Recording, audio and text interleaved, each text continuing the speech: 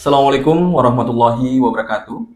Salam sejahtera bagi kita semua. Salam Om Swastiastu, Nama Budaya, Salam Kebajikan.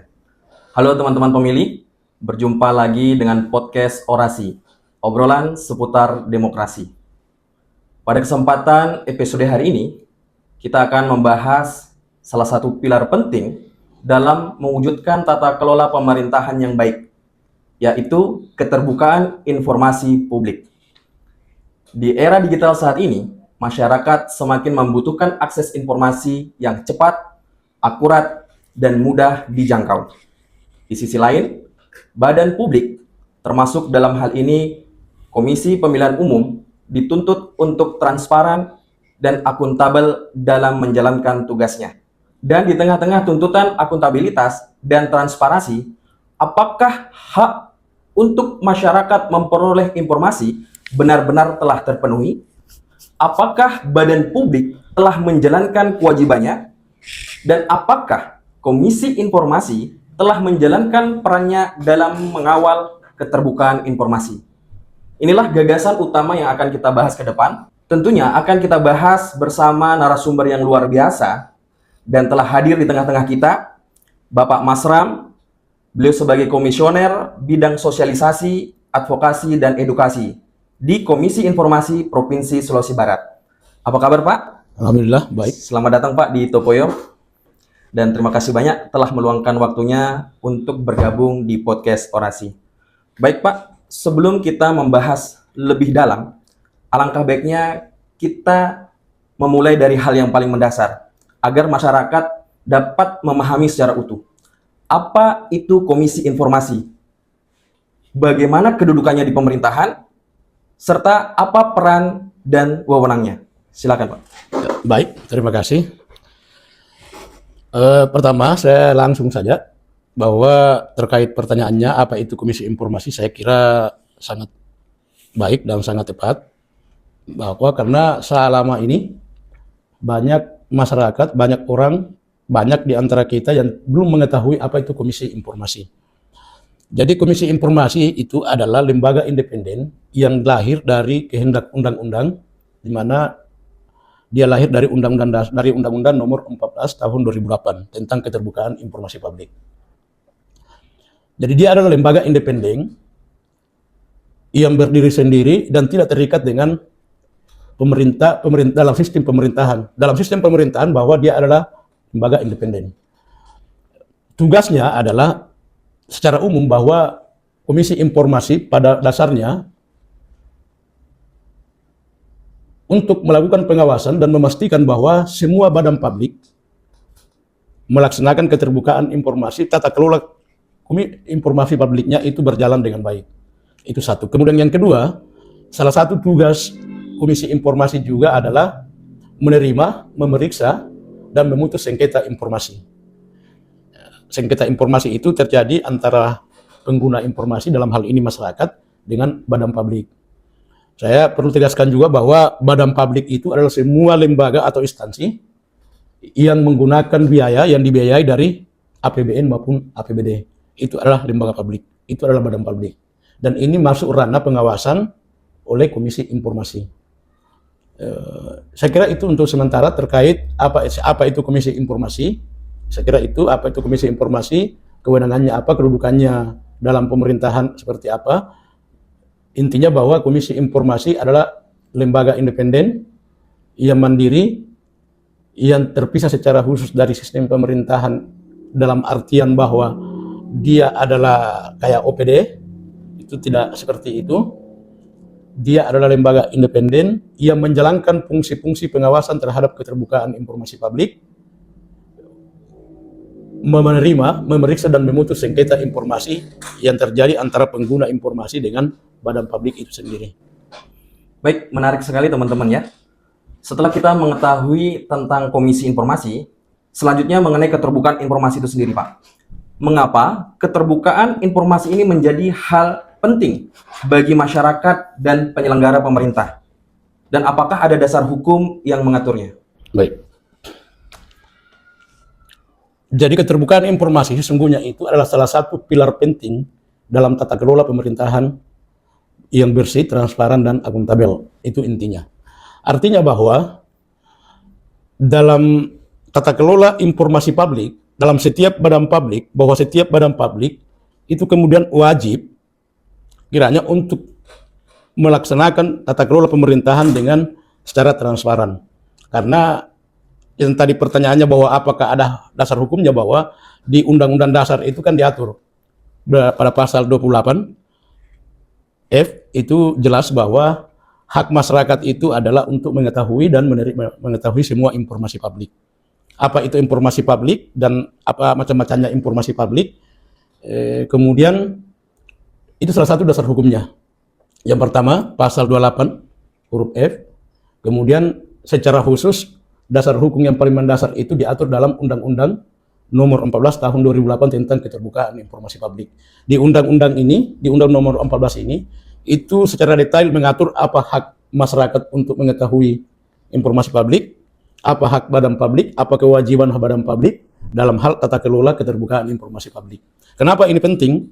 Karena terkadang, dan kita semua pahami bahwa embrio dari sebuah korupsi itu lahir daripada ketidaktransparan, lahir dari pemerintahan yang tidak transparan, yang tidak terbuka terhadap masyarakat, terhadap umum.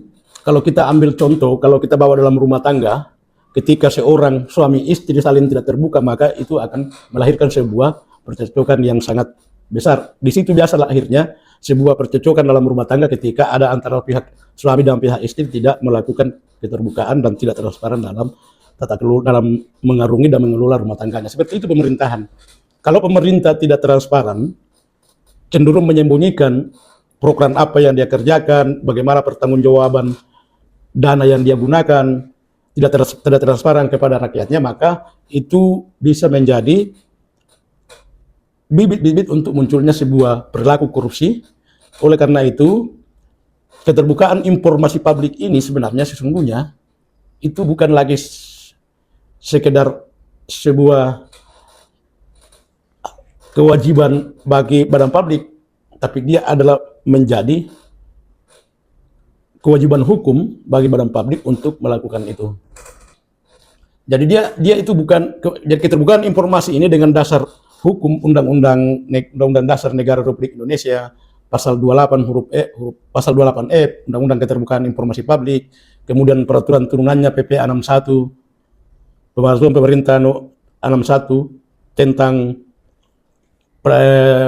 pelaksanaan turunan Undang-Undang Nomor 14, kemudian peraturan Komisi Informasi tentang standar pelayanan informasi publik, itu semua menjadi dasar dalam tata kelola informasi. Sehingga dengan demikian bahwa keterbukaan informasi bagi badan publik itu bukan pilihan, tapi dia adalah merupakan kewajiban hukum yang harus dilaksanakan. Karena di sana juga ada sanksi, dalam undang-undang itu ada sanksi yang merupakan baik itu ada sanksi administratif maupun sanksi pidana. Itu jelas itu. Sehingga memang kembali saya katakan bahwa keterbukaan informasi itu adalah salah satu pilar dari sekian pilar demokrasi itu sendiri. Saya kira itu. Sangat jelas teman-teman pemilih ya, bahwa keterbukaan informasi itu sendiri ada landasan undang-undangnya dan tidak diadakan karena kemauan sendiri. Masyarakat itu sebenarnya memiliki hak untuk memperoleh informasi dari badan publik dan hak tersebut telah dijamin oleh undang-undang. Namun, tidak semua orang memahami bagaimana cara mengakses informasi yang mereka butuhkan. Nah, ketika kita berbicara tentang hak masyarakat mengenai keterbukaan informasi, Pak, hak apa saja yang dimiliki masyarakat dalam memperoleh informasi publik dan bagaimana cara menggunakannya dengan tepat? Jadi memang betul bahwa selama ini masyarakat itu kurang paham apa itu informasi publik, kemudian apa haknya di sana. Padahal sesungguhnya dalam Undang-Undang Nomor 14 ini sangat jelas dan sangat terang mengatur bahwa ada hak masyarakat terhadap informasi publik. Cara menggunakannya itu pun diatur di sana, bahwa misalnya masyarakat ingin mengetahui berapa pagu anggaran, kalau kita bicara anggaran, berapa pagu anggaran dalam pembangunan sebuah gedung atau pembangunan jalan. Masyarakat itu wajib tahu, berhak tahu, bukan wajib tahu, berhak tahu berapa anggarannya itu, kemudian realisasinya bagaimana. Caranya adalah masyarakat atau pengguna informasi ini atau yang membutuhkan informasi ini bisa bermohon ke badan publik yang bersangkutan. Misalnya pembangunan rabat beton oleh desa atau oleh PU, maka dia bisa menyurat. Mekanismenya itu bermohon kepada badan publik dimaksud terhadap informasi publik itu. Jadi dia bermohon, mekanismenya seperti itu ada haknya di sana untuk menerima, kemudian ada kewajiban bagi badan publik untuk memberikan itu sepanjang tidak dikecualikan. Bisa ada kewajiban badan publik untuk memberikan informasi itu. Jika kemudian badan publik ini tidak mau memberikan, tidak mau menjawab pertanyaan ini atau permohonan ini atau tidak memberikan informasi yang dimohonkan ini, maka masyarakat ini, pengguna ini kemudian bisa mengajukan keberatan kepada atasan badan publik itu, atasan PPID. Oleh karena itu sangat penting memang setiap badan publik itu membentuk PPID-nya, pejabat pengelola informasi dan dokumentasi. Nah, jadi ketika masuk kita bermohon, contohnya saya bermohon informasi, saya mau butuhkan informasi A dalam rangka pengawasan, dalam rangka untuk partisipasi masyarakat, maka ketika badan publik itu tidak merespon, maka dia bisa mengajukan keberatan kepada atasan PPID. Atasan PPID itu kalau dalam setiap badan publik itu kan tergantung badan publiknya, siapa yang ditunjuk, siapa yang menjadi atasan PPID. Tapi pada umumnya bahwa misalnya di pemerintah daerah, secara ex officio itu atasan PPID itu dijabat oleh pimpinan tertinggi dalam struktur ASN, artinya itu sekda. Kemudian kalau di KPU, kalau kita turun ke KPU kabupaten, maka atasan PPID itu adalah sekretaris KPU, itu adalah atasan PPID. Jadi kalau kita berkecil, katakanlah ada masyarakat bermohon kepada KPU melalui PPID bahwa dia butuh informasi terkait penggunaan dana hibah pada saat pilkada umpama. Diapakan itu dana hibah, mana rincian penggunaannya. Maka KPU kemudian wajib memberikan rincian penggunaan, realisasi penggunaan dana itu, penggunaan anggaran itu. Nah, ketika tidak diberikan, maka pemohon ini punya hak untuk melakukan keberatan kepada PPD itu melalui atasan PPD, yakni sekretaris. Nah, setelah di sekretaris ini, di atasan PPD ini, maka punya kewenangan kemudian, punya kewajiban kemudian untuk memberikan tanggapan balik. Apakah memang tidak diberikan karena itu dikecualikan atau tidak, atau memang dia tidak mau memberikan. Maka ketika tidak ada jawaban atau tidak ada respon dari pejabat PPID dari satu kantor itu, dari satu badan publik itu, maka disinilah kemudian ranah masuk di Komisi Informasi, yaitu terjadi sengketa antara badan publik, misalnya KPU dengan pemohon tadi ini. Nah, ketika masuk di Komisi Informasi, maka kami yang akan menilai apakah penolakan dari badan publik ini sesuai undang-undang atau tidak, sesuai aturan atau tidak. Maka kami kemudian, itulah kemudian fungsinya Komisi Informasi, salah satu kewenangannya untuk memutus sengketa itu. Dalam hal Komisi Informasi, Majelis Komisioner yang ada di Komisi Informasi yang memeriksa dan permohonan sengketa informasi ini berpendapat bahwa sebenarnya ini sesungguhnya ini yang dimohonkan pemohon adalah informasi yang harusnya terbuka, maka bisa saja memerintahkan kepada termohon, dalam hal ini badan publik, untuk memberikan informasi itu. Bagaimana kemudian kedudukan putusan Komisi Informasi ini? Putusan Komisi Informasi itu sebagai kuasi peradilan di Indonesia, karena Komisi Informasi ini sesungguhnya adalah kuasi peradilan untuk dalam hal keterbukaan informasi. Mengatakan bahwa perintah bahwa memutuskan bahwa badan publik wajib memberikan kepada pemohon, maka itu kemudian menjadi final dan inkrah.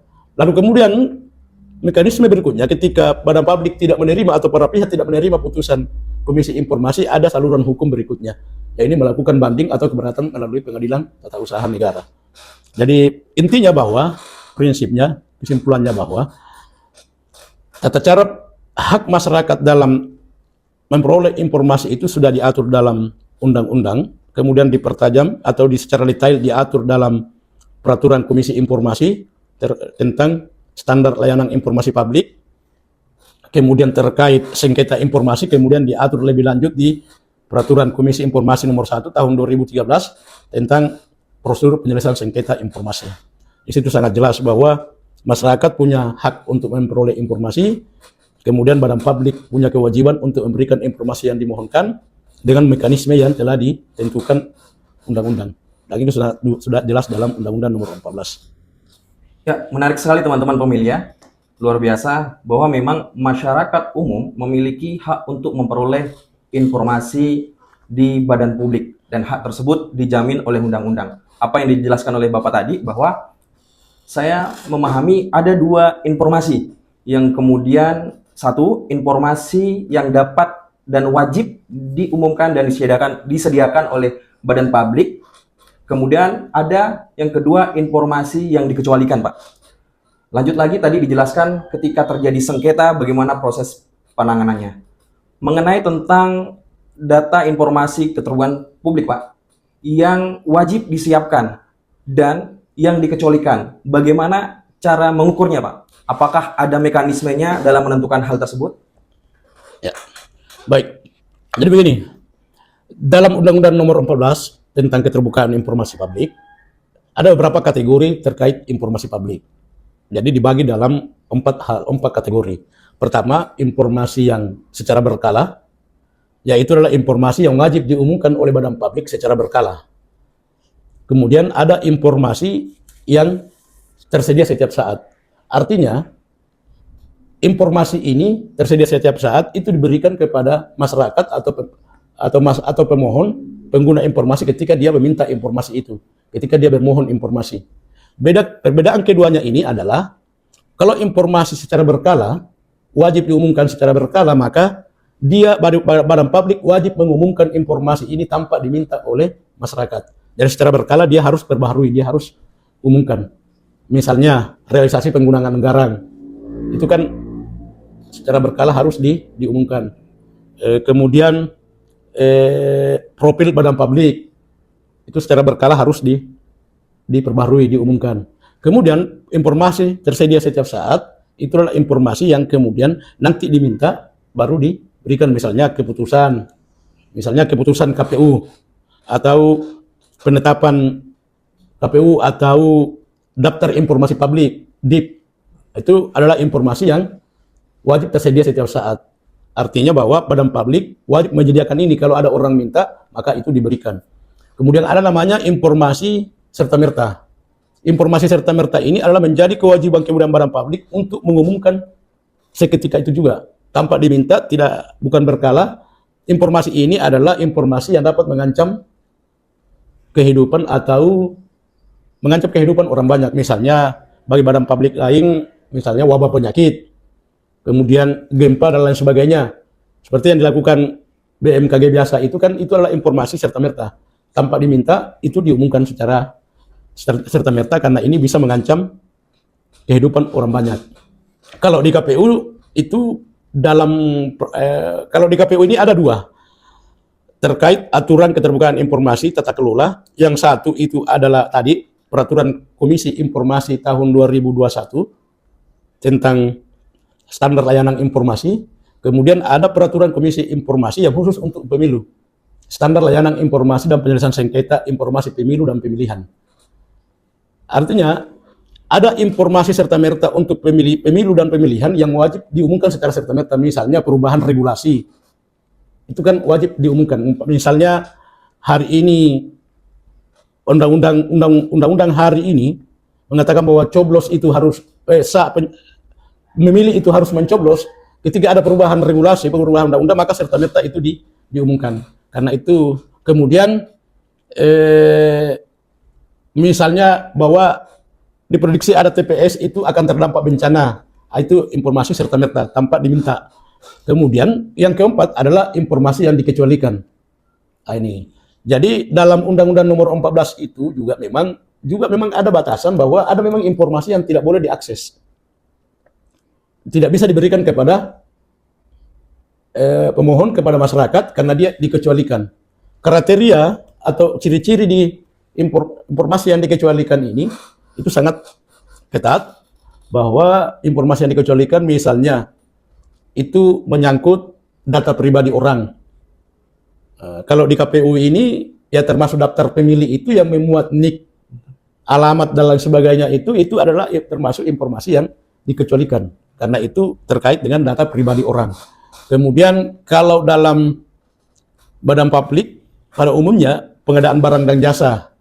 Pengadaan barang dan jasa itu HPS itu sebelum diumumkan tender itu dikecualikan karena itu bisa berpengaruh terhadap persaingan usaha yang sehat. Kemudian dokumen atau informasi yang dapat mempengaruhi penegakan hukum, misalnya dokumen penyelidikan itu adalah informasi yang dikecualikan. Kemudian dokumen rahasia jabatan. Informasi rahasia jabatan, mana rahasia jabatan? Misalnya rencana mutasi. Sebelum diumumkan, artinya sebelum pelantikan kan tidak boleh diumumkan, karena itu dapat mengganggu proses berjalan. Itu informasi yang dikecualikan. Tetapi pada intinya bahwa semua informasi yang dikecualikan ini, itu harus dipilah dan ditetapkan dalam hasil uji konsekuensi oleh badan publik itu. Hasil uji konsekuensi itu adalah menguji untuk mengetahui, untuk menetapkan bahwa informasi ini apabila dibuka, ini dampak negatifnya lebih besar dibanding dengan dampak positifnya. Sehingga ini harus dikecualikan untuk melindungi kepentingan hukum. Itu tadi misalnya data pribadi orang, maka harus ditetapkan dalam uji konsekuensi bahwa kalau ini dibuka, ini bisa membuka data pribadi orang, umpama data kesehatan orang, itu juga informasi yang dikecualikan, ini dampaknya lebih besar ketimbang manfaatnya, dampak negatifnya lebih besar ketimbang manfaatnya kalau ini dibuka, sehingga dia harus dikecualikan. Tetapi semua informasi yang dikecualikan oleh badan publik itu wajib kemudian ditetapkan dalam keputusan pejabat pengelola informasi dan dokumentasi PPID dalam hal uji konsekuensi. Jadi dia menguji uji konsekuensi itu tadi, menguji informasi ini bahwa kalau informasi ini dikasih keluar, diberikan kepada pemohon, dampak negatifnya lebih besar dibanding dengan dampak positifnya. Pertahanan keamanan misalnya, itu kan bisa membahayakan terhadap pertahanan keamanan kalau dibuka.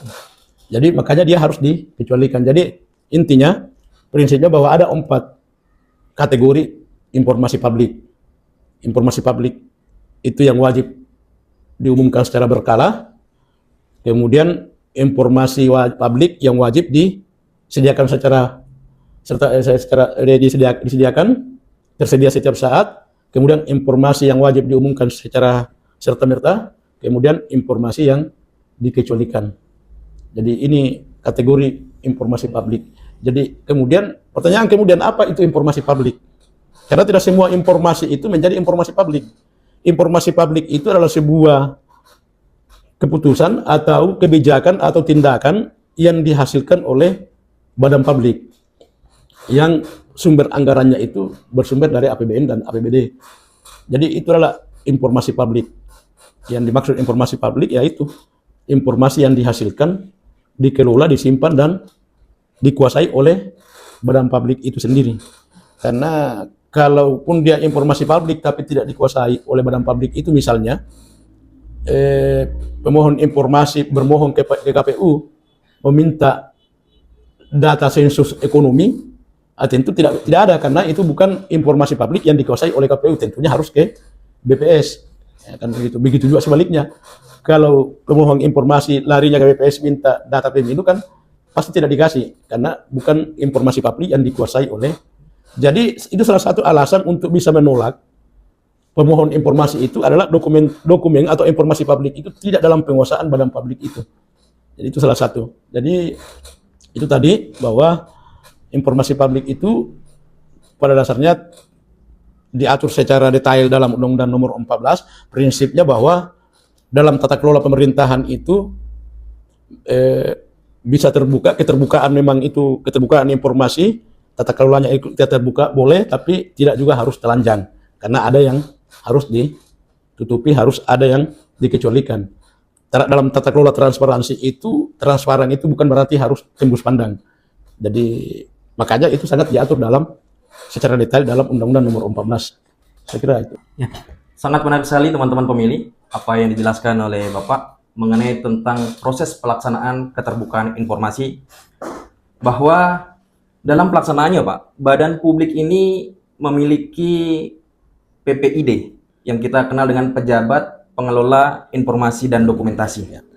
Apakah PPID ini wajib dalam sebuah badan publik dan harus memiliki struktur tersendiri? Dan seberapa penting keberadaan PPID itu sendiri, Pak? Mungkin bisa lebih dijelaskan lagi, Pak. Ya. Kalau kita merujuk pada Undang-Undang Nomor 14 yang mengatur terkait keterbukaan informasi publik, maka seharusnya, maka wajib kemudian bahwa semua badan publik itu memiliki PPID. Karena PPID ini yang dimana bahwa dia adalah pejabat pengelola informasi dan dokumentasi, adalah memiliki fungsi, memiliki tugas dan kewenangan yang untuk mengelola informasi ini. Ini salah satu kelemahan kita dari semua badan publik karena tidak maksimalnya PPID-nya, sehingga pendokumentasian itu tidak berjalan dengan baik. Sehingga dalam mengukur atau mengatur informasi publiknya itu kadang juga tidak baik karena PPID-nya tidak berfungsi. Padahal sesungguhnya PPID ini punya peran strategis dalam tata kelola informasi publik. Artinya bahwa PPID ini memiliki tugas, memiliki fungsi untuk mendokumentasikan, menyimpan, mengarsipkan seluruh, sehingga memang seharusnya memang setiap badan publik itu ya menugaskan ada petugas khusus terkait pengelolaan informasi dan dokumentasi ini. Karena di sanalah kemudian akan menata, memilah bahwa informasi ini yang dikecualikan, informasi ini yang harus diumumkan secara berkala, informasi ini yang harus diumumkan secara disediakan setiap saat. Nah, ini adalah peran-peran PPID. Ini adalah peran-peran PPID saya kira. Jadi memang dalam setiap badan publik wajib memang adanya PPID itu sendiri demi untuk melakukan dan mengelola tata kelola informasi yang baik. Nah, ini yang kelemahan-kelemahan ini yang terjadi di kita selama ini di sebuah badan publik. Menurut hasil evaluasi kami di situ bahwa banyak badan publik yang tidak memahami fungsi, tugas, dan kewenangan PPID itu sendiri. Padahal dia adalah ujung tombak dalam mengelola tata kelola informasi. Karena kalau tidak dipusatkan dalam satu pengelolanya, maka itu informasi atau dokumen-dokumen yang termasuk informasi publik, maka dia akan berserakan bahwa ketika ada bidang ini, bidang ini, bidang ini. Tapi kalau disatukan dalam satu sistem dikelola oleh PPID, maka tata kelola informasi publiknya itu akan berjalan dengan baik. Oleh karena itu ya inilah yang kami lakukan selama ini sejak kami menjabat di 2025 tahun bulan 3 kemarin. Kami sudah gencar melakukan sosialisasi bahwa setiap badan publik harusnya memiliki PPID. Karena tidak susah sebenarnya, cuma yang menjadi kendala itu biasanya juga kendalanya pada penganggarannya. Nah, ini penganggarannya karena banyak yang tidak paham sehingga tidak mensupport PPID-nya ini. Kalau PPID-nya bagus, maka pimpinan badan publik itu tidak menjadi bulan-bulanan dari sebuah atau orang-orang yang meminta informasi bisa langsung diarahkan ke PPID. Kalau semua orang misalnya di KPU ini, semua yang butuh informasi larinya ke ketua, maka garuk kepala pun ketua tidak bisa. Karena semua orang minta ke sana, sehingga dia harus diarahkan bahwa menyuratlah ke PPID secara benar sesuai ketentuan perundang-undangan. Jadi bukan sesungguhnya untuk membatasi orang, mempersulit kemudian, tetapi memang mekanismenya seperti itu. Silakan menyurat karena semua informasi yang keluar harus dapat dipertanggungjawabkan. Semua informasi yang keluar harus akurat, sehingga harus melalui penyaringan PPID. Nah, itu tadi, makanya kesimpulannya bahwa dalam badan publik itu, keberadaan PPID itu sangat penting, karena dia adalah salah satu pilar untuk tata kelola informasi dalam setiap badan publik itu. Kemudian kewenangannya, tugas-tugasnya itu tadi, bahwa mendokumentasikan, menyimpan, mendokumentasikan, mengelola, kemudian memilah informasi-informasi mana yang mestinya dikatakan ini terbuka untuk umum, mana informasi yang dikecualikan. Ini semua diatur di PPID. Baik Pak, sangat menarik bahwa PPID, Pejabat Pengelola Informasi dan Dokumentasi, merupakan yang memiliki wewenang dalam hal menerapkan keterbukaan informasi atau yang berada di garda terdepan dalam melayani masyarakat. realitanya Pak di lapangan bahwa tidak semua permohonan informasi berakhir dengan pemberian informasi.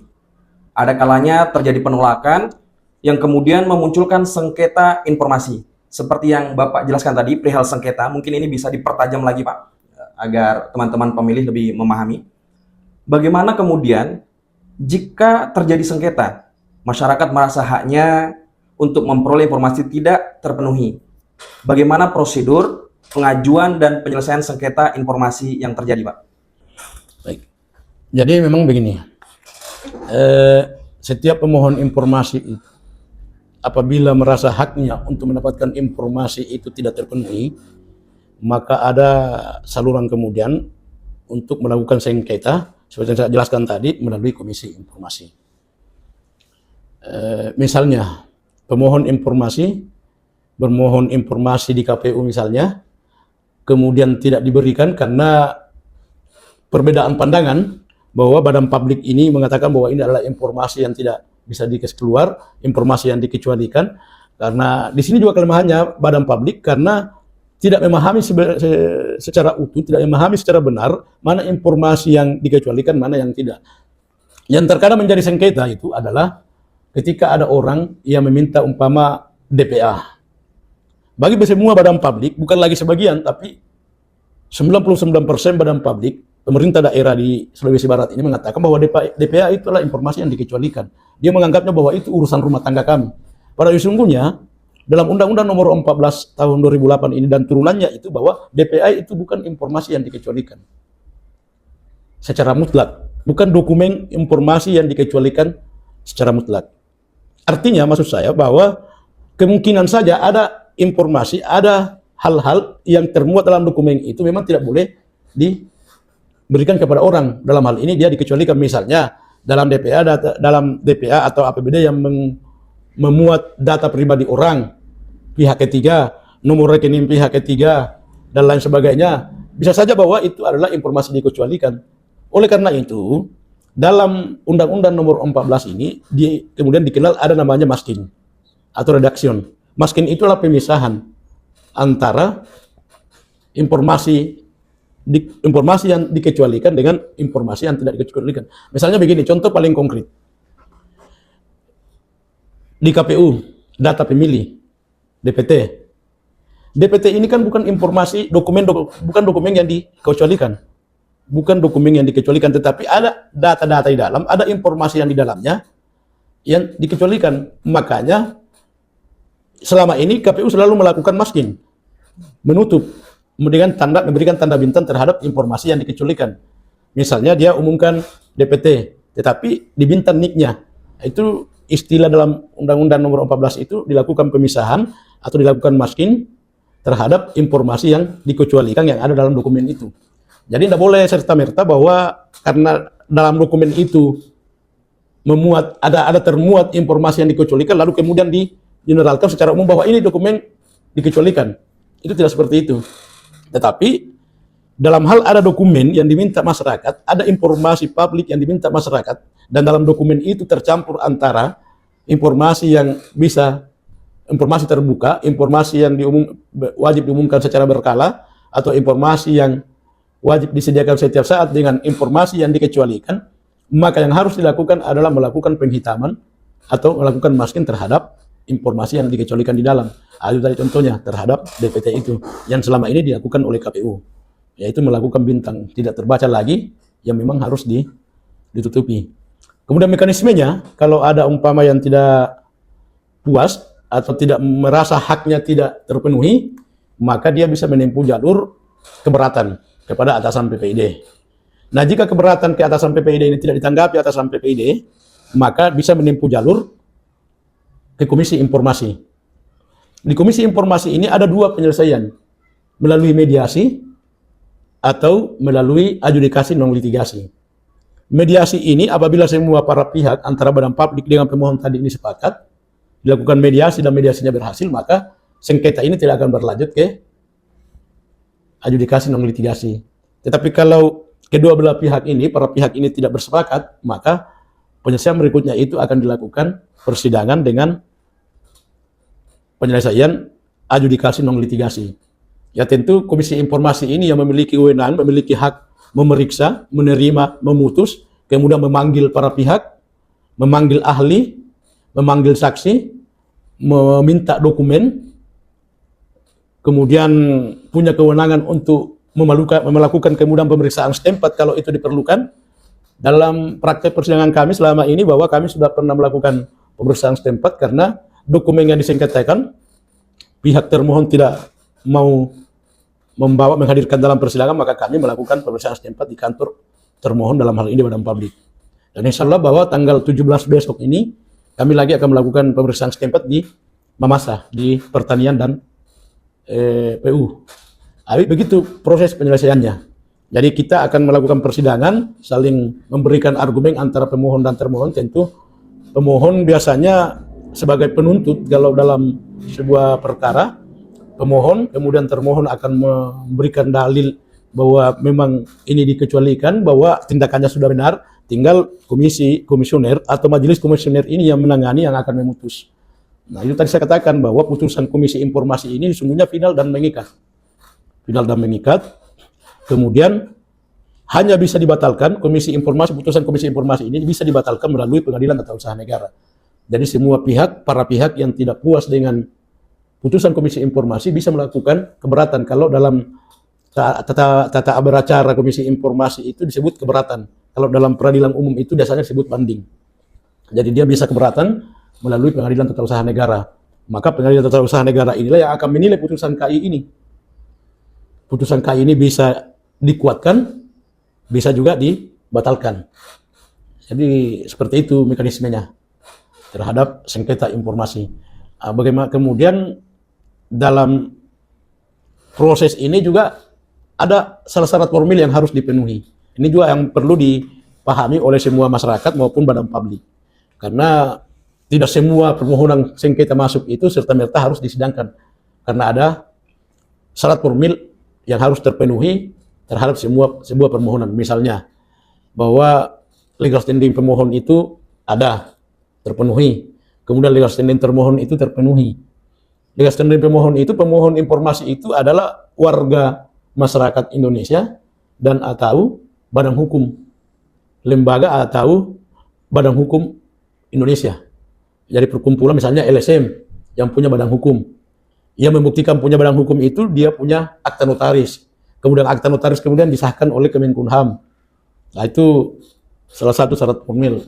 Kemudian ada tenggang waktu. Nah, ini yang biasa terkadang pemohon itu lalai dari situ, tenggang waktu itu. Ketentuan dalam tenggang waktu ini misalnya, karena di Undang-Undang Nomor 14 itu diatur bahwa pemohon informasi itu ketika mengajukan permohonan informasi maka ada kewajiban bagi Badan Publik untuk menjawab paling lama 10 hari. 10 hari kerja. Dalam hal 10 hari kerja tidak dijawab, maka pemohon ini punya hak untuk mengajukan keberatan. Nah, terkadang pemohon ini sebelum berakhir 10 hari kerja ini langsung mengajukan keberatan. Maka itu tidak memenuhi tenggang waktu yang diatur dalam Peraturan Komisi Informasi. Nah, itu mekanismenya. Jadi ada mekanisme tersendiri terkait bagaimana prosedur penyelesaian sengketa informasi di Komisi Informasi ketika ada masyarakat, ada warga, ada pengguna informasi yang merasa dirugikan haknya.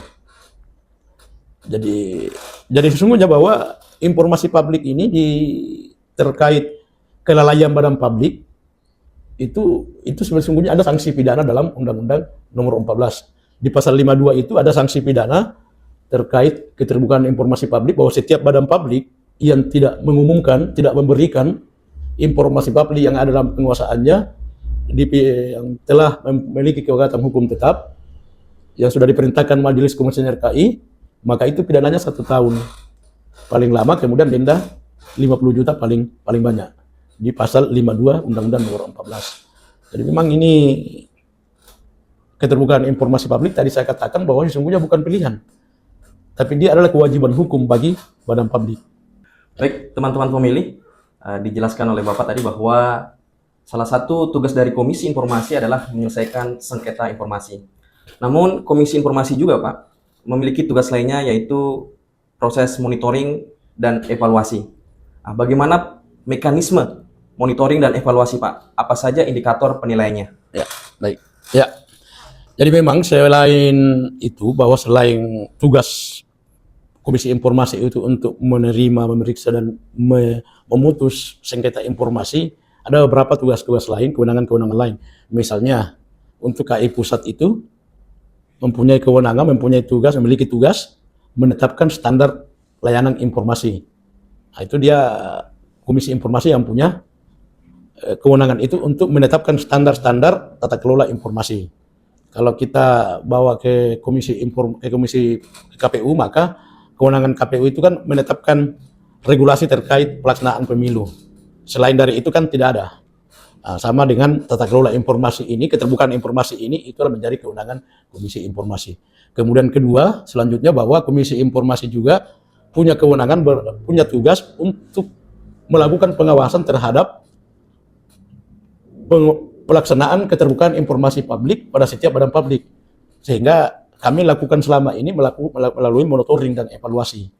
Yang untuk Sulawesi Barat ini baru pertama kali kami lakukan kemarin, sejak periode kemarin, karena di periode sebelumnya kan belum pernah dilakukan.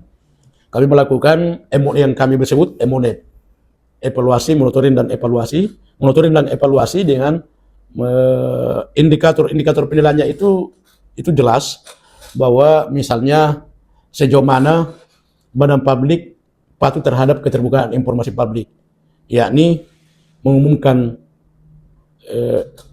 informasi secara berkala, kemudian tersedia informasinya yang harus disediakan serta-merta setiap saat.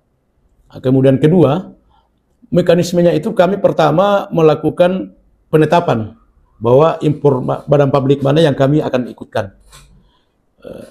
Idealnya memang semua badan publik yang seharusnya ikut, tetapi kan ini lagi-lagi tergantung, karena kegiatan itu kan semua tergantung pada budget. Semakin banyak peserta yang diundang akan semakin banyak budgetnya. Sehingga Komisi Informasi kami menetapkan badan publik mana yang akan ikut. Kalau tahun kemarin dan tahun ini juga kami akan mengikutkan badan publik itu untuk OPD provinsi, kemudian badan vertikal, lembaga vertikal, misalnya KPU, Bawaslu, Ombudsman, kemudian pertanahan dan lain sebagainya. Kemudian untuk tahun ini kami akan tambah kategori badan publik OPD Kabupaten, kemudian OPD Desa, kemudian SMA. Kami akan tambah. Kalau kemarin hanya tiga kategori yang kami ikutkan, kami akan tambah menjadi 5 kategori untuk tahun ini. Indikatornya, penilaiannya adalah 1, dalam hal pengisian kuesioner. Jadi setelah kami melakukan penetapan bahwa ini, maka nanti setiap badan publik yang menjadi peserta itu akan melakukan pengisian kuesioner. Dalam kuesioner itu muncul pertanyaan-pertanyaan yang kemudian akan dijawab oleh badan publik. Misalnya, apakah badan publik menyediakan anggaran khusus untuk peningkatan keterbukaan informasi publik? Nah, jawaban itu ya tidak. Jika ya, maka evidensinya harus ada.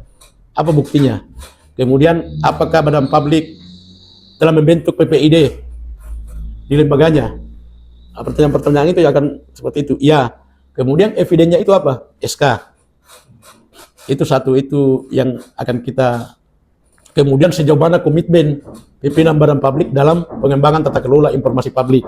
Itu salah satu yang akan menjadi indikator.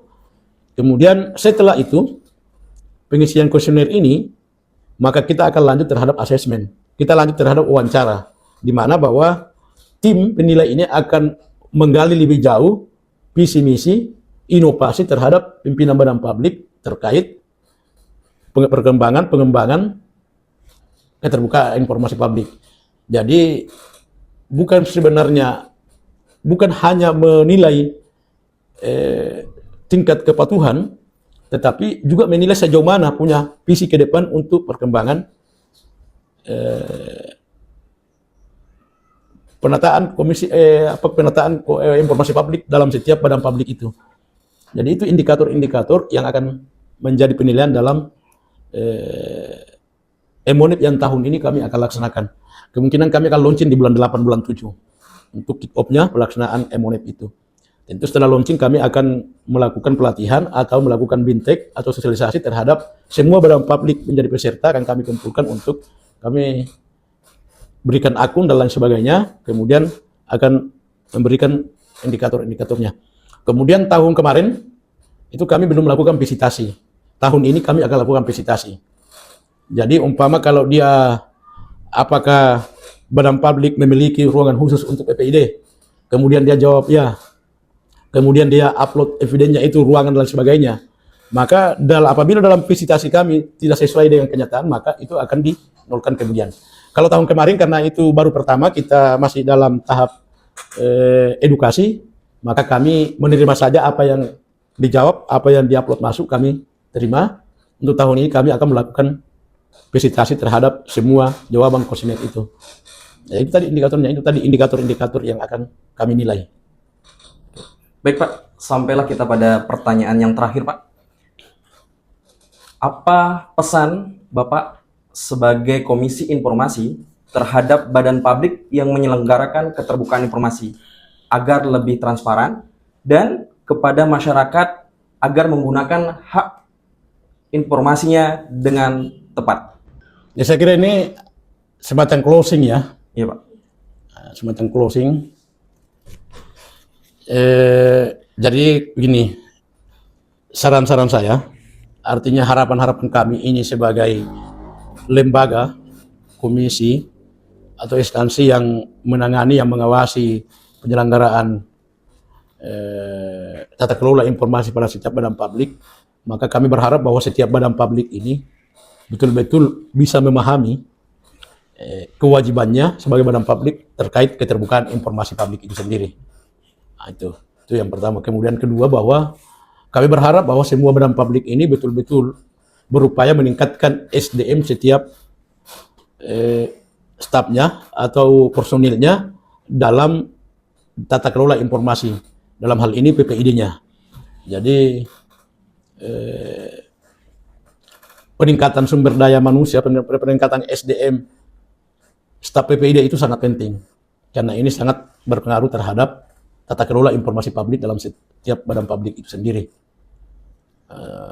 Dan itu adalah kendala yang kami rasakan selama ini, yang kami temukan selama ini. Kendala-kendala itu bahwa pertama, bahwa SDM belum terpenuhi secara maksimal, kemudian pendanaan atau anggaran untuk keterbukaan informasi publik itu kurang, kemudian kesadaran badan publik terkait keterbukaan informasi publik ini belum sepenuhnya dipahami dengan benar, karena dia masih merasa bahwa ketika kita buka ini itu akan membahayakan kita punya rumah tangga.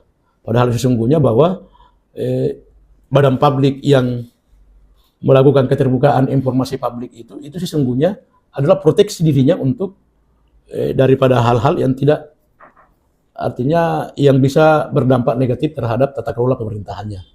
Karena di awal tadi saya katakan bahwa salah satu embrio munculnya KKN itu, korupsi itu dalam sebuah pemerintahan, karena pelaksanaan pemerintahan yang tidak transparan. Nah, itu satu. Kemudian saya ingin menyampaikan bahwa keterbukaan informasi publik merupakan salah satu pilar penting dalam mewujudkan pemerintahan yang transparan, akuntabel, dan partisipatif. Untuk memenuhi standar pelayanan informasi yang baik, badan publik perlu memperkuat peran PPID, mengelola dokumentasi secara tertib, menyediakan akses informasi yang mudah, serta memanfaatkan teknologi digital dalam pelayanan kepada masyarakat. Nah, ini juga salah satu kelemahan kita, karena penggunaan teknologi digital ini belum maksimal, belum secara sepenuhnya dipahami. Padahal kan sesungguhnya kalau badan publik ini menggunakan teknologi digital ini, maka dalam setiap websitenya itu kan kita bisa buka, tidak lagi kita harus ke kantor untuk meminta itu, karena di website sudah tersedia. Nah, kita tinggal bisa, kalau ada orang bermohon bahwa hal ini sudah ada di website, silakan di-download, kan begitu, atau diberikan. Karena yang perlu juga saya tekankan di sini bahwa biaya terhadap permohonan informasi itu, misalnya ada orang bermohon informasi dokumen, umpama dokumen realisasi penggunaan anggaran, atau DPT yang tebal itu, maka itu kan digandakan. Ini kan harus digandakan untuk diberikan karena tidak mungkin itu yang diberikan kepada pemohon. Maka yang punya kewajiban untuk membiayai penggandaan itu adalah pemohon informasi, bukan kewajiban pada badan publik. Nah, ini juga yang harus dipahami bahwa biaya penggandaan terhadap informasi yang dimohonkan pemohon itu adalah menjadi tanggungan bagi pemohon. Kemudian saya ingin juga sampaikan bahwa ketika masyarakat merasa hak atas informasi tidak terpenuhi, tersedia mekanisme penyelesaian sengketa melalui keberatan kepada atasan PPD dan jika diperlukan melalui komisi informasi. Artinya bahwa ketika masyarakat merasa haknya tidak terpenuhi, maka itu tadi pertama yang harus dilakukan adalah keberatan kepada PPD. Kemudian kalau belum merasa terpenuhi, maka dia harus menempuh sengketa informasi melalui komisi informasi. Sehingga saya ingin katakan bahwa pada akhirnya keberhasilan keterbukaan informasi tidak hanya bergantung pada badan publik sebagai penyedia informasi, tetapi juga pada masyarakat sebagai pengguna informasi. Badan publik dituntut untuk semakin transparan dan proaktif, sementara masyarakat perlu memanfaatkan hak atas informasi secara aktif, kritis, dan bertanggung jawab. Sinergi antara keduanya akan mendukung terwujudnya tata kelola pemerintahan yang lebih baik dan meningkatnya kepercayaan publik terhadap penyelenggara negara. Nah, saya kira itu saya closing sehingga saya berharap bahwa misalnya KPU ini betul-betul mampu melaksanakan kewajibannya sebagai badan publik untuk dalam tata kelola informasi. Saya kira cukup. Terima kasih. Wassalamualaikum warahmatullahi wabarakatuh.